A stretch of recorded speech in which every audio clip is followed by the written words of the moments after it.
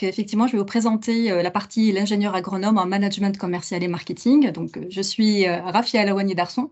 Je suis enseignante-chercheuse en sciences de gestion et je suis la responsable de l'option market que je vais vous présenter. Donc, alors, market, pourquoi?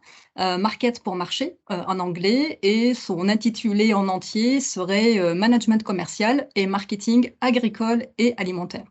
Alors, si vous vous posez des questions de type, est-ce que vous aimeriez, par exemple, comprendre mieux les liens qui peuvent relier les différents acteurs du marché agricole ou du marché alimentaire, ou par exemple, si vous souhaitez mieux comprendre comment est-ce qu'on élabore une offre, comment est-ce qu'on mène des études de marché, ou si vous avez cette appétence pour le management, pour le pilotage des organisations, donc des entreprises, mais pas que, et puis surtout, si vous êtes à la recherche d'une formation de type professionnalisant et qui va pouvoir allier deux compétences, donc à savoir la compétence technique, mais également commerciale. Alors, dans ce cas-là, l'option market, je dirais qu'elle est faite pour vous. Parce que l'option market, si je reprends les champs thématiques qu'on peut avoir là-dedans, donc on va avoir pour mots-clés, bien évidemment, le commerce, le management, le marketing, avec des applications autour du marché, dans la dimension alimentaire, mais également dans la dimension agricole. La dimension stratégique, elle est aussi très importante. On va parler d'achat, on va parler de vente, on va parler de distribution, mais également de communication dans ces secteurs-là, hein, agricoles et alimentaires. Sur la partie plus en lien avec le programme, c'est une formation qui va tourner autour de 6 unités d'enseignement. On va en avoir 3 qui vont être thématiques, donc en lien direct avec les mots-clés qu'on a cités tout à l'heure de l'option. Et on en a 3 autres transversales qui touchent à toutes les compétences de tout ingénieur de VET-AgroSup. Donc sur les parties thématiques, on va avoir une grande unité d'enseignement qui s'intitule Management et modèle économique d'entreprise. Donc là, on va avoir bien sûr les dimensions du management d'équipe, le pilotage, la gestion, que ce soit d'une crise ou la gestion budgétaire, le diagnostic, les systèmes d'information, on ne peut plus se passer du numérique. L'UE2, donc l'unité d'enseignement numéro 2, qui tourne autour du commerce, l'achat, la vente, la négociation, hein, toujours dans le cadre des marchés agricoles et alimentaires. Les techniques de négociation sont également vues là-dedans. On va avoir aussi une grande unité d'enseignement sur le cœur de l'option, le marketing et la distribution, le marketing, la communication, les études de marché, comment est-ce qu'on se lance dedans. Et après, sur la partie plus transversale, on va avoir les projets collectifs d'ingénieurs avec la capacité à gérer des projets collectivement avec des outils de gestion de projet. C'est des projets qui sont dédiés par des commanditaires, donc des professionnels qui font appel à nous et à vous, surtout étudiants et apprenants. Après, on va avoir les outils de l'ingénieur, donc tout ce qui est statistique, la maîtrise de la langue anglaise et le voyage d'études. Et enfin, une unité sur la construction du projet professionnel. Donc, on revient sur les compétences acquises en stage et puis on vous forme sur la recherche d'emploi et de stage également de fin d'études. Donc tout ça, à la fin, vous aurez la capacité donc, de mieux comprendre et d'analyser les différents marchés, de sélectionner des offres, de définir des stratégies marketing et commerciales en lien avec une offre de biens ou de services, maîtriser les techniques de vente, comprendre tout ce qui tourne autour des mécanismes d'achat, que ce soit dans le secteur public ou privé, et tout ça en ayant ce point de vue et cette prise de recul assez intéressante pour prendre en considération les enjeux globaux de l'organisation. Et nous, pendant bien évidemment la formation, on va vous outiller pour pouvoir avoir cette analyse approfondie de l'environnement interne et externe de la structure. Sur les métiers qu'on peut viser en sortant de l'option market, alors à la sortie de l'école directement, on a beaucoup de nos anciens qui se sont retrouvés sur des métiers d'ingénieur technico-commercial, ce qui est évidemment classique et naturel vu les deux compétences qu'ils vont avoir. Ingénieur d'affaires, chef de secteur, ingénieur commercial plutôt à l'export, ingénieur en négoce, assistant marketing, assistant achat pour matières premières. Et puis, il va y avoir des évolutions très rapides sur le marché de l'emploi. On va passer en chef de produit, chargé d'études, que ce soit marketing ou de marché, chef du service marketing, responsable marketing, responsable achat, et puis beaucoup sur la dimension de conseil, donc conseiller clientèle. Et pour compléter ce témoignage, j'ai fait appel du coup à 2 de nos anciens, deux diplômés, Gilles Weitelingom, donc qui est sorti en 2014 et qui est actuellement chargé de développement des ventes chez L'Oeil et Périot, et Gaëtan Martinez, qui est sorti, lui, en 2021 et qui est actuellement ingénieur commercial et marketing chez Phytosynthèse. Gaëtan, il avait suivi la formation en ayant le statut d'auto-entrepreneur. Donc, voilà, je vous invite à les écouter, à écouter leur retour d'expérience sur les deux options. Et on a aussi avec nous Jeanne Méraud, qui est déléguée de la promo Actuelle Market et qui va nous aider pour répondre à vos questions. Merci à tous. Gilles et Gaëtan, à vous la parole.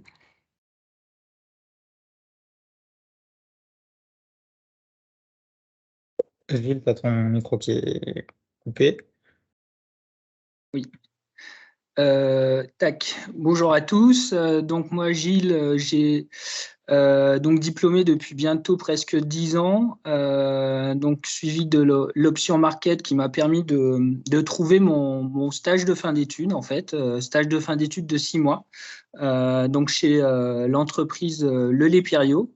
Et depuis, ben, j'ai pu évoluer d'abord sur un poste de chef de produit junior, et puis ensuite arriver sur une création de poste, sur le poste de chargé de développement des ventes.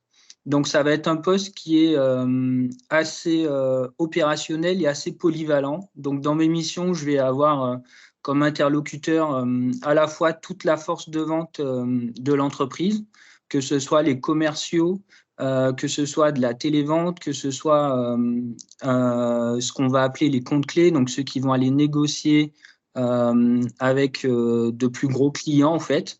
Donc moi, je vais être en fait à l'interface entre tous ces services de manière à faire en sorte que nos produits soient les plus facilement mis en avant en fait. Donc par le biais de la création d'outils de communication, donc de simples plaquettes, de la mise en avant d'affiches ou alors de dispositifs un peu plus importants, comme par exemple la mise en place d'animations. Nous, on va beaucoup vendre nos produits avec la grande distribution, hein, donc les magasins tels que Leclerc, Cora, Carrefour ou Auchan. Voilà. Et donc, du coup, moi, je vais un peu me balader entre les différents services pour faire en sorte qu'on puisse mettre en avant les différents produits de l'entreprise. Et par rapport à notre cursus, en fait, ce qui va faire la différence, c'est la connaissance produit. Puisqu'effectivement, on va être sur des produits qui sont de type agricole, hein. Le lait Périot commercialise des produits issus de la transformation de la viande. Donc, on va faire appel à des cahiers des charges spécifiques, notamment avec des process d'élevage qui peuvent être différents. Donc, c'est là où effectivement notre expertise d'ingénieur en fait prend toute sa place au sein d'une entreprise qui, elle, va commercialiser des produits finis pour principalement la grande distribution. Donc voilà à peu près mes différentes missions pour faire simple. Très bien. Merci beaucoup, Gilles. Gaëtan? Du coup, bonjour à tous. Donc moi, mon poste, l'intitulé, c'est ingénieur commercial et marketing. Donc je suis sorti il y a un peu plus d'un an maintenant de la formation. J'ai été aussi embauché suite à mon stage de fin d'études chez Phytosynthèse. Donc Phytosynthèse, c'est des produits à base de plantes pour la santé animale. Donc on se place un peu sur la phytothérapie pour remplacer les antibiotiques en élevage. Donc là, c'est vraiment pas sur l'alimentaire, mais plutôt sur un petit peu sur la pharmaceutique santé animale. Donc, mes principales missions, moi, je suis à l'export sur 80% de mon travail. Je suis chargé de développement de business sur 13 pays en Europe. Donc, à peu près 80% de mon travail, ça se fait en anglais. Et le but de mes missions principales, c'est trouver un distributeur sur ces pays qui représente la marque Phytosynthèse et qui vend les produits phytosynthèse. Donc, ça va être d'accompagner ce distributeur sur son marché, comprendre son marché et l'accompagner dans ses ventes. Donc, lui fournir les supports commerciaux adaptés et aussi l'appui terrain, connaissance produits phytosynthèse. Euh, Là où vraiment la formation m'a permis de rentrer chez Phytosynthèse, c'est que il y a l'aspect commercial de la formation marketing, mais aussi il y a tout la formation de Vetagrosup, notamment sur la santé animale, sur les connaissances des pratiques agricoles, qui font que ça permet non seulement de parler du produit phytosynthèse, mais aussi de l'intérêt de ces produits sur la santé animale. Donc c'est vraiment toutes ces modules transversaux qui permettent d'agrémenter le savoir de la formation. Effectivement, on revient sur la dimension double compétence, hein, qui a été évoquée en début de la présentation. Merci de l'avoir appuyé à nouveau.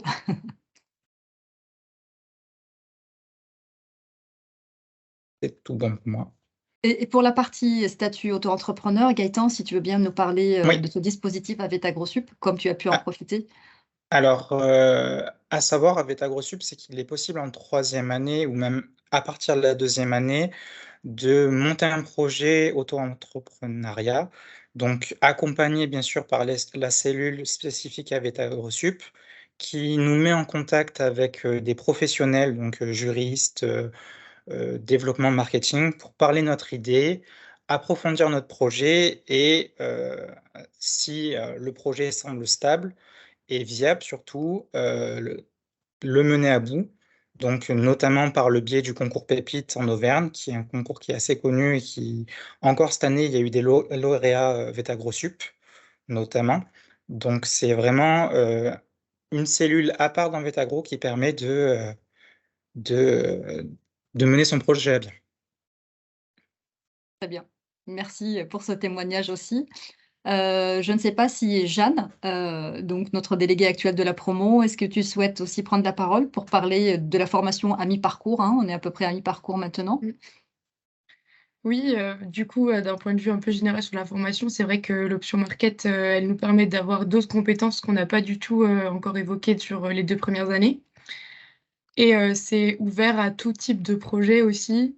Nous, dans notre promo, on va pas du tout s'orienter vers les mêmes secteurs ensuite, que ça soit en végétal, en animal ou en distribution. Il y a vraiment beaucoup de débouchés possibles et de secteurs possibles. Et c'est ce que je trouve très intéressant aussi au sein de l'option. Dans les travaux de groupe, ça apporte diverses façons de voir les choses et c'est très intéressant. Très bien. Merci beaucoup, Jeanne. Après, si je peux revenir sur Gilles et Gaëtan, en termes de compétences, qu'est-ce que l'option a pu vous apporter de plus, pour pouvoir avoir, voilà, acquérir des postes sur lesquels vous vous retrouvez actuellement?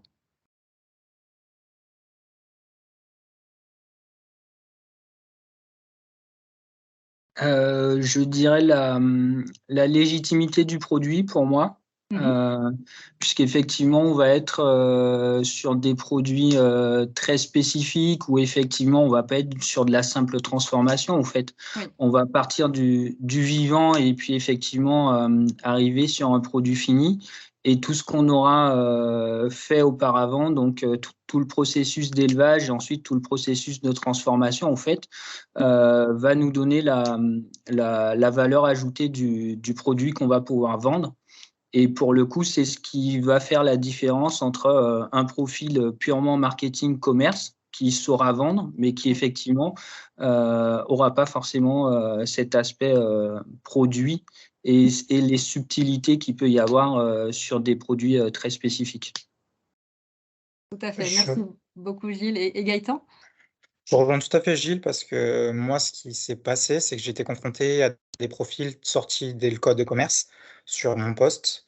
Et la plus-value se fait notamment sur la partie technique du diplôme d'ingénieur, où en fait on connaît les produits, on connaît le domaine d'activité dans lequel on se positionne. Du coup, on n'est pas là juste pour vendre des produits, on apporte aussi une plus-value aux produits qui permet souvent de conclure des ventes là où juste quelqu'un qui est là juste pour vendre n'aurait pas pu le faire. Mmh, Je pense que c'est vraiment la chose à appuyer. très bien. Oui, je Merci, me permets beaucoup, de Gaëtan. rebondir justement sur le fait de l'école de commerce pour préciser que Vetagrosup a aussi un partenariat avec Tout l'ESC à fait. Clermont, qui est une Mmh. école de commerce, pour intégrer justement le master des grandes écoles de l'ESC Clermont pour avoir justement un renforcement, on va dire, supplémentaire sur cette sur cette partie-là. Voilà. Tout à fait et en termes d'accord, en fait, qu'on a avec l'ESC, entre Vetagro et l'ESC, les apprenants qui ont fait déjà l'option market et ou bien ceux qui ont le statut auto-entrepreneur, ont la possibilité de faire, d'avoir le double diplôme sur un seul semestre au lieu de 2, parce que justement, il y a des compétences qui sont déjà acquises, dans le cadre de cette option. Bon, je regarde l'heure, il est 15h15. Je pense qu'on va passer aux questions, s'il y en a, par écrit. Oui, on a une première question de Lucie, qui demande si on a une bonne employabilité à la sortie de l'école. Alors effectivement, alors au sein de l'école, on a un observateur de l'emploi. C'est-à-dire qu'on a une personne qui est chargée de suivre un peu où vont nos diplômés, combien de temps ils mettent pour trouver, leur premier emploi et cetera. Et très souvent, alors globalement, hein, les étudiants de Vétagro ne peinent pas beaucoup à trouver, rapidement, un emploi, mais en particulier l'option market, fait partie des options où nos étudiants ou nos apprenants, sont embauchés quasiment juste après le stage, voire pendant le stage. On a 2 exemples, sous les yeux avec Gilles et Gaëtan. Donc sur le taux d'employabilité, il est très, très bon.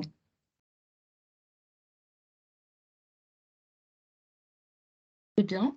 On en a encore une autre de Lucie qui demande si ce n'est pas gênant d'arriver, dans l'option sans connaissance préalable dans le domaine du marketing et du commerce, en ayant suivi une formation, scientifique uniquement. Bah, là, je vais laisser la parole plutôt à vous 3.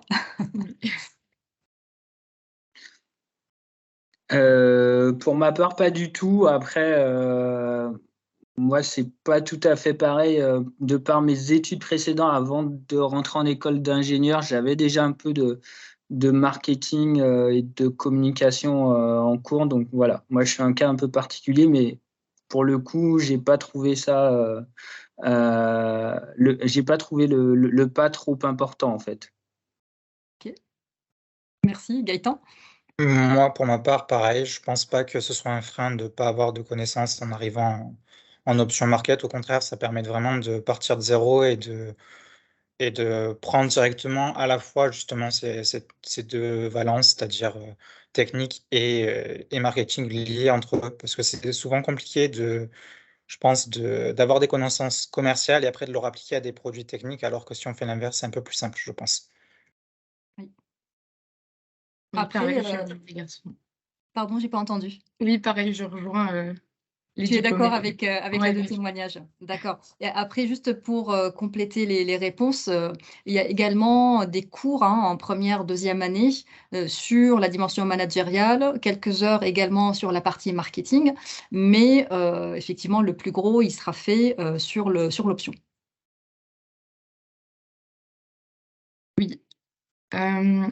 Ensuite, on a l'autre question d'Aurélien, qui nous demande quels sont nos cursus avant d'arriver à Vétagrosup. Je vais commencer. Moi, je viens d'un DUT, génie biologique en industrie agroalimentaire et je suis rentrée directement après mon IUT, via le concours C2. Et pour ma part, moi, je suis rentré après des classes préparatoires, donc classes préparatoires qui préparent juste soit au concours veto, soit un concours agro. Donc c'est le concours A, si je me trompe pas, si ça n'a pas changé. Ça peut changer. Et moi, de mon côté, c'était un peu plus long. Donc, j'ai fait un DUT comme Jeanne. Et ensuite, j'ai poursuivi avec une licence professionnelle, valorisation des produits alimentaires de terroir. Voilà. Et ensuite, j'ai fait donc, je crois que c'était le concours C ensuite. Donc, à partir de licence. Très bien. Et Jeanne, tu as une idée sur la promo actuelle? Quel est leur bagage? Quel concours, majoritairement, on a pu avoir? Oui. Oui, alors nous, on est quand même une promo assez particulière parce qu'on a beaucoup, d'apprentis. Les apprentis ont pu rentrer directement après un BTS. Donc on en a, 3 qui viennent de BTS, agronomie, de manière générale. Il me semble que je suis la seule en DUT et après on en a plusieurs qui viennent de prépa, BCPST, classique. Le concours A. Concours A, voilà. OK.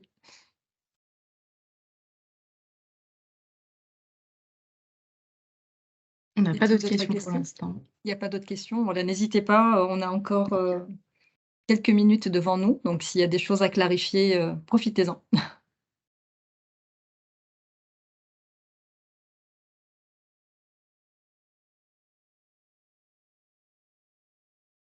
Après, je peux en profiter pour revenir sur la diversité des secteurs d'activité. Effectivement, sur les mots-clés qui ressortent au niveau de l'option, on sort sur des marchés agricoles et marchés alimentaires. Mais depuis quelques années, on a beaucoup aussi le secteur des services qui est revenu en force, avec notamment les services bancaires.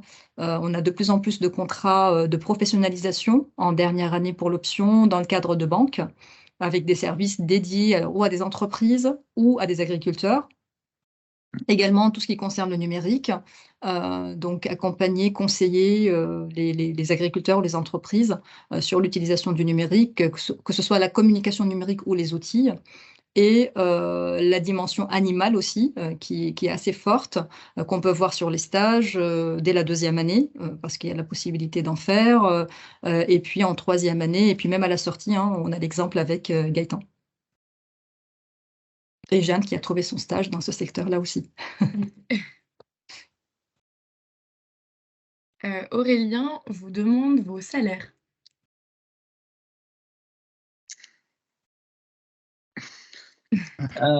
Sortie d'école, je vais parler en annuel brut. Je crois que j'étais à 26 000 et actuellement, je suis à un peu plus de 40. Tu étais dans quelle région avant, Gilles? Parce que ça aussi, ça a un impact sur le salaire. Alors oui, effectivement. Donc là, je suis dans Nord Poitou-Charentes. Okay. Enfin, Nord Nouvelle-Aquitaine, pardon. Donc moi, je suis resté dans la région Auvergne-Rhône-Alpes, donc je suis pas très loin de Vetagrosup, et actuellement, je suis à 40 000 bruts annuels. Très bien. Et d'ailleurs, pour compléter, toujours sur cette histoire d'observatoire hein, qu'on a, on a également le retour tous les ans des statistiques sur les salaires de nos diplômés. Et là aussi, l'option Market arrive en même temps que l'option Ça-Innov, pour ceux qui ont suivi tout à l'heure, au niveau des salaires les plus intéressants hein, pour nos diplômés.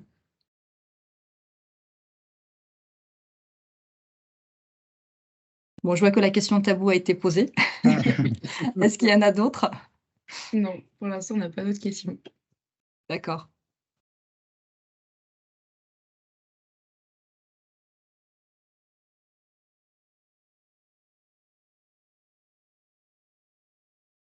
On va laisser quelques minutes hein, au cas où. Je reviens juste sur la question des salaires pour préciser aussi que souvent sur nos postes, il y a une part variable et une part fixe. Donc c'est aussi à prendre en compte, c'est que il y a certains postes de commerciaux où la part fixe est basse, mais où la part variable peut être très intéressante. Donc il faut pas seulement regarder la part fixe, parce qu'il faut regarder aussi les bénéfices qu'on a. On a beaucoup de nos collègues qui sont maintenant commerciaux, qui ont aussi l'avantage d'avoir une voiture, d'avoir des frais défrayés. Donc, c'est des choses aussi qu'il faut prendre en compte dans la rémunération. Faut pas juste s'arrêter au salaire.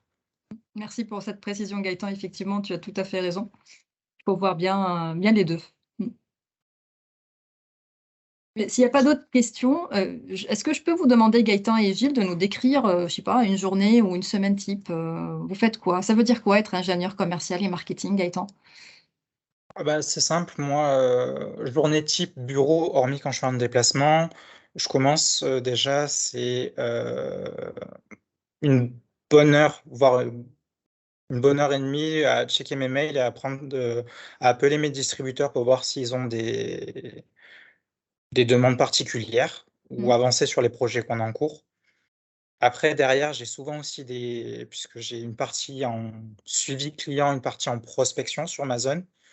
Et donc après, le reste de la journée, c'est de la gestion projet sur ces zones pour justement trouver des distributeurs, avancer sur des projets de développement de produits, voilà, ça c'est sur la partie commerciale. Sur la partie marketing, j'ai tout ce qui est tout ce que mes chefs produits vont créer en nouveaux produits. Moi, j'ai tous les supports à faire. Donc, il y a surtout que souvent, ils sont à passer à être en anglais ou en espagnol sur ma zone. Donc, il faut que je l'adapte en fonction. Et après, derrière, voilà, c'est être disponible pour les clients et vraiment être chef de projet sur sa zone. D'accord. Et qu'est-ce qui te plaît le plus dans ce métier? Moi, c'est le contact avec les distributeurs. Voilà, D'accord. c'est vraiment, nouer ce partenariat avec les entreprises, avec son distributeur et être là pour eux et vraiment, c'est ce qui m'intéresse le plus, c'est le contact avec, mes partenaires. Très bien. Merci Gaëtan. Gilles, même question, si tu veux bien nous décrire ce que tu Euh, fais. oui, alors pour le coup, moi, ça va être un peu différent, si ce n'est pour les mails, effectivement, je pense que c'est la première chose qu'on fait quand on arrive au bureau. Effectivement, faire un tour de tout ce qui s'est passé. Sinon, moi, ça va plutôt être par semaine. Donc, grosso modo, le lundi, lundi et mardi, j'aurai souvent beaucoup de réunions, de points hebdo ou mensuels, en fait, de manière à suivre l'avancée des différents projets qu'on va avoir à gérer. Faire le point aussi avec les équipes sur les projets qui sont sous ma responsabilité, en fait. Et sinon, ça va vraiment être des semaines quasi entières sur des projets précis, en fait. Parce que nous, l'année va être cadencée en fonction des ventes et des moments de vente. Donc, au final, on aura des phases de préparation de projet. Ensuite, après, on aura des phases de budget, en fait, des phases d'appel avec différents fournisseurs, des agences de com, etc., pour planifier toutes ces choses-là. Et puis ensuite, après, plutôt des phases plus opérationnelles où Sur le effectivement, là, terrain. tout est en place, en fait. Et là, ça va être du suivi, suivre avec les équipes que tout se passe bien. S'il y a des imprévus, trouver les solutions, dépanner. Et puis après, une dernière phase de bilan pour tout recommencer à l'identique ou complètement autrement l'année d'après. Très bien. Faire la boucle, le feedback pour voir s'il y a des actions à corriger, par la suite. Exactement. D'accord. PDCA. Mm. Et qu'est-ce qui te plaît le plus dans ce que tu fais? Ne jamais faire la même chose. C'est pas mal? Ouais, c'est pas mal. Très bien. On Merci a à vous d'autres 2. questions. Oui. Alors, Loane nous demande si c'est facile de trouver des stages en entreprise durant la scolarité et si VetaGrossup nous aide. Mmh. Je peux Vas-y, peut-être vas-y, répondre. vas-y. Ouais. Trouver des stages, pour moi, ça a été assez facile. Je pense qu'on a un profil assez intéressant pour les entreprises. Aussi, la durée des stages aide, parce que les premiers qu'on a à faire ne sont pas forcément rémunérés, donc c'est plus facile d'en trouver. Et les stages de 6 mois, il y a beaucoup d'offres qui sont disponibles sur internet, donc c'est facile, pas forcément pour tout le monde, mais tout le monde trouve un stage, en temps voulu. Et si VetaGrossup nous aide, alors, on a, des drives avec, tous les annales des anciens stages des étudiants, donc avec les contacts et cetera. Donc on peut déjà, on a déjà cette, banque de données, qu'on peut utiliser pour en trouver. Donc ça, c'était une aide qui était assez précieuse, je pense. Ah mais tout à fait. Là, la base de données, elle est d'une grande richesse. Donc vous avez tous les contacts et là, c'est le réseau qui fonctionne. Alors pour compléter, pareil, la réponse, effectivement, on a très, très, très rarement d'étudiants ou d'apprenants qui ont du mal à trouver des stages. Alors parce que justement le profil plaît et parce que en fait, on a une deuxième vague d'appels à stage, notamment pour le stage de fin d'études, hein, qui arrive, fin mars, alors que les masters, eux, ils partent au mois de janvier. Donc, voilà, on est vraiment sur une deuxième vague. Et puis si l'école contribue, alors oui, l'école contribue au cas où, il y a des difficultés, nous, on fait fonctionner nos réseaux, pour pouvoir, voilà, essayer d'accompagner, nos apprenants, dans cette recherche-là. Oui. Et une dernière petite question, pour, nos diplômés. Qu'est-ce qui vous a plu dans le marketing pour en faire votre métier? Mhm. Moi, c'est simple, c'est le challenge. C'est vraiment le challenge de toujours se dépasser. Ouais. Je pense que je vais rejoindre Gaëtan sur ce point, le challenge et peut-être la créativité aussi. Il en faut un peu beaucoup pour réussir justement à dépasser et avoir de nouveaux challenges. Très bien. Merci beaucoup pour ces 2 témoignages.